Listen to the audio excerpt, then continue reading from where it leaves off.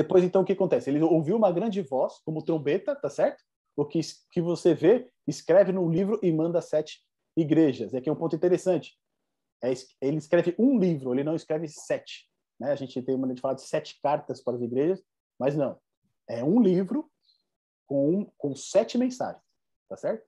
Então, a ideia aqui é que você tinha uma mensagem específica para cada igreja, mas que o livro todo era lido também nessas igrejas. E aí depois, quando ele volta para se ver, o que ele vê? Ele vê 7 candeeiros de ouro. E no meio dos candeeiros, um semelhante a filho do homem. Lembra que o filho do homem a gente viu lá em Daniel 7, certo? E era como o próprio Jesus se autodenominava, né? Ele gostava de se chamar de filho do homem nos evangelhos. Então, o que ele tem uma visão? Ele vê 7 candeeiros de ouro, e no meio dos 7 candeeiros, ele vê um filho do homem, ele vê o próprio Jesus, com vestes talares e cingido à altura do peito com uma cinta de ouro. A sua cabeça e cabelos eram brancos como alva lã, como neve. Os olhos como chama de fogo. Os pés semelhante ao bronze polido, como que refinado numa fornalha, e a voz como a voz de muitas águas. Tinha na mão 7 estrelas, e da boca saía-lhe uma afiada espada de 2 gumes. O seu rosto brilhava como o sol na sua força. Quando vi, caí aos seus pés como um morto. Porém, ele pôs sobre mim a mão direita, dizendo: não temas, eu sou o primeiro e o último. Olha que coisa fantástica. De novo, eu esqueci de grifar aqui, ó. Mas, de novo, a ênfase. Eu sou o quê? O primeiro e o último. Percebe que Jesus ali, ele toca ali no João e fala assim: calma, fica tranquilo, né? Eu estou no controle. Eu governo a história. Eu sou o primeiro e o último.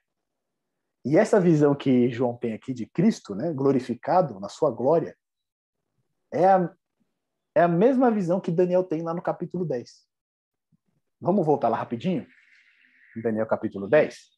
Só para a gente relembrar, porque a visão que Daniel teve foi idêntica. E aconteceu a mesma coisa com Daniel. Ele caiu por terra, não tinha mais força nele, e aí o anjo precisou tocar ele para que ele recobrasse ali a sua força. Ó. É Daniel capítulo 10, verso 5. Verso 5 e o 6. Quem puder, por favor, lê para a gente.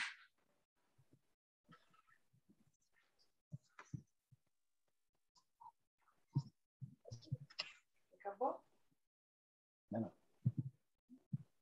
Quem encontrar, pode ler para a gente.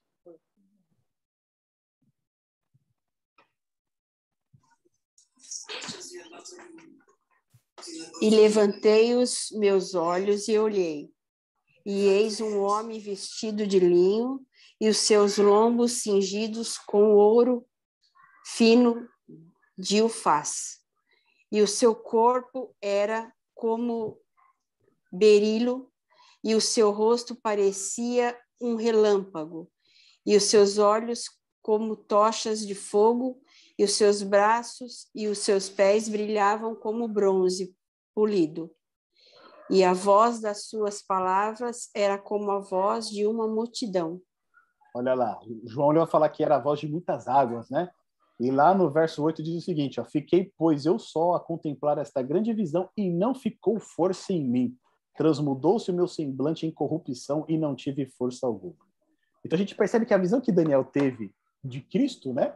Lá no capítulo 10, é a mesma visão que João está tendo aqui. E aí um ponto que eu quero dividir com vocês é o seguinte. Lembra que a gente viu, né, todo o ritual do santuário ali por cima? E olha só essas vestes aqui de Cristo, ó. Ele está com vestes talares e cingido à altura do peito com uma cinta de ouro, tá certo? Quando a gente olha aqui, deixa eu tirar aqui o modo da apresentação pra gente. Quando a gente olha aqui a roupa do sacerdote, olha só, uma veste talar, tá certo? Um vestido até os pés e uma cinta aqui, e que tinha aqui fios de ouro nessa cinta. Ou seja, a visão que João tem de Cristo é de Cristo como sacerdote. E lembra que o sacerdote ele oficiava aqui no lugar santo? E no lugar santo a gente tinha o quê, né? A gente tinha 3 móveis ali. A gente tinha a mesa com os pães, a gente tinha o candelabro e a gente tinha o altar de incenso. Tá certo? O que João viu? ele viu Cristo com as vestes sacerdotais no meio de 7 candelabros. Ou seja, Cristo, né, ele está ali executando a sua função sacerdotal e ele está no meio de 7 candelabros. O ponto que vale ressaltar aqui é que essa visão de Cristo glorificado é diferente daquela visão que João teve de Cristo depois que ele ressuscitou. Tá certo? É uma visão muito maior, muito mais forte mesmo, porque aqui na Terra Cristo ele estava com o corpo glorificado, mas ele não estava em glória, né? Ele estava com o corpo glorificado. Aqui ele tem a visão de Cristo na sua glória. E aí no verso 14 diz o seguinte: a sua cabeça e cabelos eram brancos como a alva lã. E se a gente lembra lá de Daniel capítulo 7, a gente vai ver que quando o ancião de dia se assenta, ele tem, né, o seu cabelo branco como a alva lã. Ou seja, Cristo aqui ele está com um caráter mais semelhante ao do Pai. Cristo, na sua glória, ele está mais parecido com o Pai ainda. Tá certo? E aí depois ele vai falar, né, dos pés semelhantes ao bronze, refinado como uma formar, a voz como muitas águas. E aí ele vai para a parte que a gente já começa a interpretar um pouco do Apocalipse, onde ele diz o seguinte: e tinha na mão direita 7 estrelas, e da boca saía-lhe uma afiada espada de 2 gumes. O seu rosto brilhava como o sol na sua força. Quando vi cair por terra como morto, porém ele pôs sobre mim a mão direita, dizendo: não temas, eu sou o primeiro e o último, e aquele que vive. Estive morto, mas eis que estou vivo pelos séculos dos séculos, e tenho as chaves da morte e do inferno.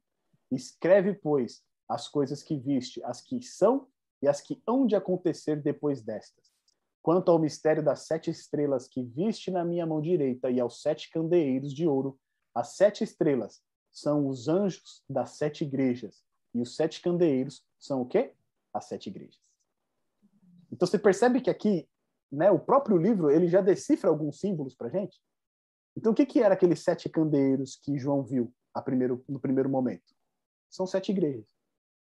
Tá certo? O que são aquelas 7 estrelas que estavam na mão de Cristo? São 7 anjos das 7 igrejas. E anjos, a gente tem que entender que é o seguinte, significa mensageiro, tá certo?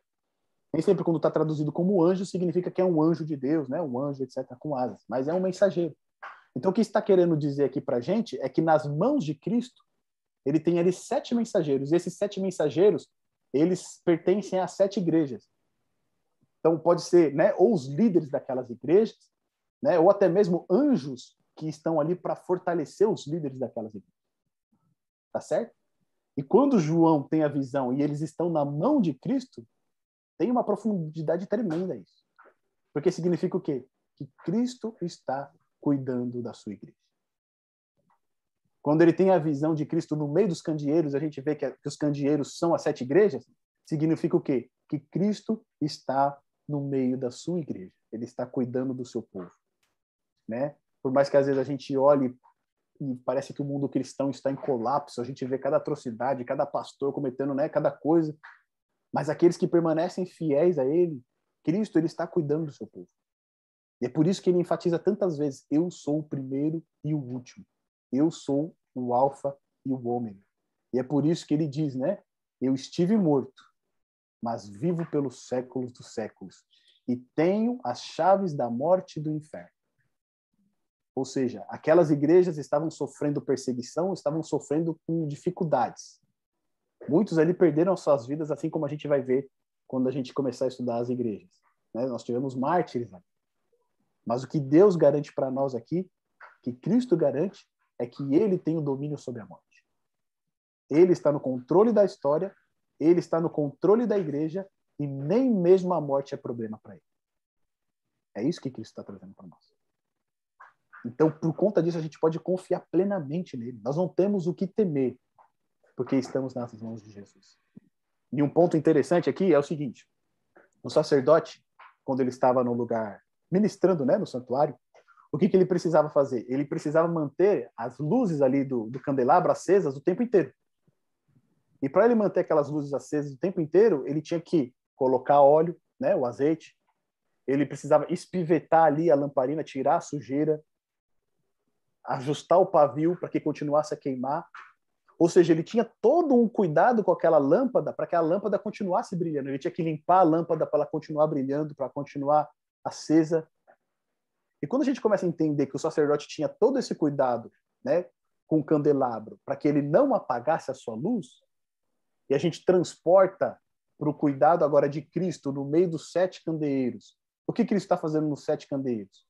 Ele está cuidando de cada uma das lâmpadas para que elas continuem brilhando. Ou seja, ele está derramando o azeite, que a gente pode interpretar com o Espírito Santo, tá certo? Ele está limpando a sua igreja, está perdoando os pecados, está purificando, está removendo, né, as impurezas, aqueles que vêm para denegrir a sua obra. Ou seja, ele está cuidando da sua igreja, está cuidando do seu povo. Quando a gente compara com Mateus capítulo 5, né, a gente vai ver que Cristo ele diz: vós sois o quê? A luz do mundo. Ou seja, a igreja ela tem que ser luz no mundo que está em trevas. Esse é o propósito da igreja de Deus aqui. Iluminar o caminho para que as pessoas vejam a Cristo. Iluminar as trevas para que as pessoas vejam a Jesus. Esse era o trabalho da igreja. Esse era o trabalho de Israel antigo. Porque Israel foi colocado ali como uma nação para que as pessoas pudessem adorar o Deus verdadeiro. Eles eram para ser luz para os gentios. Tá certo? No Novo Testamento, sai de Israel e é ampliado, né, agora para a igreja de Cristo, todos aqueles que aceitam a Jesus. Então, quando a gente tem essa cena de João, logo no primeiro capítulo, ela é muito emblemática. Porque significa o quê? Que Cristo conhece a sua igreja e que Cristo está no controle da sua igreja. Nos próximos estudos, a partir do capítulo 2, a gente vai ver que aí é Cristo falando diretamente para cada uma das igrejas. E a gente vai ver como ele conhece essas igrejas a fundo. Tá certo? Meus amigos, olha só. Próximo estudo, a gente vai ver aqui, ó, as 7 igrejas. Então, nessa semana, a gente vai estudar o capítulo 2 de Apocalipse e o capítulo 3 até o verso 22. Tá certo? Acho que é o capítulo 3 inteiro, né? É o capítulo 2 e 3. Deixa eu ver aqui. 3 até o 22, é isso, né? É isso aí, porque depois o quarto já é a visão do trono. Então é o capítulo 2 e 3 de Apocalipse. Tá bom? Porque aí são as mensagens às 7 igrejas. Agora Cristo, ele vai mostrar como ele tem cuidado de cada uma dessas igrejas. Ele vai colocar que ele conhece cada uma delas, vai apontar ali cada um dos seus pontos fortes, seus pontos fracos, vai aconselhar a sua igreja. E no próximo estudo a gente vai entender algo muito interessante a respeito dessas igrejas.